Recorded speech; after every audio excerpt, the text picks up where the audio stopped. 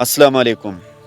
آج خیبر پختونخوا کا ایک سب سے بڑا نہ ڈر بے باک اور توانا سیاستدان، پشتونوں کا قوم پرست لیڈر، عوامی نیشنل پارٹی کا مرکزی رہنما اور اس سے بڑھ کر ایک عالم دین مولانا خانزیب امن کے قاتلوں نے مار کر شہید کر دیا گیا۔ آج میں ریاستی پاکستان سے ایک درخواست کرنا چاہتا ہوں۔ اگر ہم پچھلی تاریخ کو دیکھا جائے تو اسی طرح پشتونوں کے بڑے بڑے شخصیات جو ہے وہ مارے جا چکے ہیں۔ خیبر پختونخوا بھی پاکستان کا ایک حصہ ہے۔ جس طرح پنجاب ہے، سندھ ہے، بلوچستان ہے، اسی طرح خیبر پختونخوا بھی اس ریاست کا حصہ ہے۔ لیکن پنجاب میں کسی کو بھی نہیں مارا جاتا ہے، پنجاب میں امن ہے، سندھ میں امن ہے، لیکن خیبر پختونخوا میں پچھلے کئی سالوں سے دہشت گردی ہے۔ اس قوم کی جو حقوق کی بات کرتے ہیں، اس قوم کی پروٹیکشن کے لیے اٹھتے ہیں، اس قوم کو شعور اور آگاہی دلاتے ہیں، ان لوگوں کو، پشتونوں کے ان لیڈرز کو اور ان انٹلیکچوئلز کو مار دیا جاتا ہے۔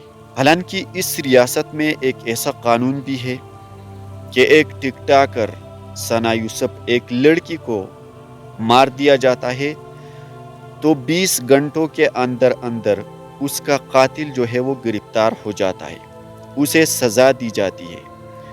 لیکن پشتونوں کے ہزاروں ایسے لیڈرز، مولانا خانزیب کی طرح ایسے کئی سارے شخصیات مارے جا چکے ہیں۔ پچھلے کئی دہائیوں سے اس طرح ظلم اور پشتونوں کا قتل عام جو ہے وہ جاری ہے۔ لیکن پشتونوں کے جو اصل دشمن ہے، قاتل ہے، ریاست کی طرف سے، قانونی اداروں کی طرف سے، اسٹیٹ کی طرف سے، سیکیورٹی فورسز کی طرف سے اور جوڈیشری یعنی عدلیہ کی طرف سے اس کے خلاف کوئی قدم بھی نہیں اٹھایا گیا ہے۔ ایک بھی قاتل کو، پشتون کے آج تک کسی ایک بھی قاتل کو اس ریاست نے گرفتار نہیں کیا ہے۔ تو پھر ایک سوال اٹھتا ہے کہ کیا اس سسٹم کے، اس دہشت گردانہ سسٹم کے پیچھے کس کا ہاتھ ہو سکتا ہے؟ ہم اس ریاست سے یہ ڈیمانڈ کرتے ہیں کہ ہم بھی اس اسٹیٹ کا حصہ ہے۔ ہم کوئی جنگل میں نہیں رہتے ہیں، ہم بھی انسان ہیں اور ہمیں بھی انصاف کا جو حق ہے وہ دلانا چاہیے۔ انصاف ہمارا حق ہے، ہمیں بات کرنے کے لیے آزادی دو، ہم اختلاف بھی کر سکتے ہیں۔ مولانا خانزیب ایک ایسی شخصیت تھی جو ریاست کے نظام پر کڑی تنقید کر رہے تھے، لیکن یہ ایک جمہوری ریاست کے اندر ہونی چاہیے۔ آپ اختلاف کے بنیاد پر کسی بھی انسان کو مارا نہیں جا سکتا ہے۔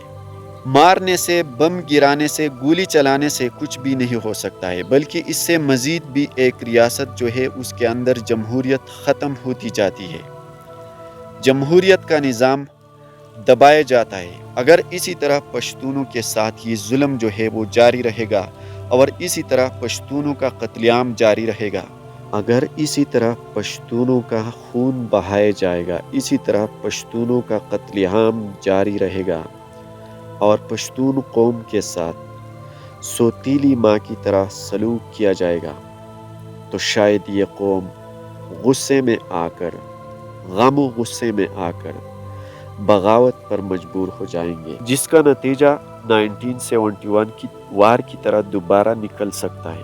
اس لیے ہم ریاستی پاکستان سے یہ درخواست کرتے ہیں کہ اپنے پالیسیز کو چینج کرو۔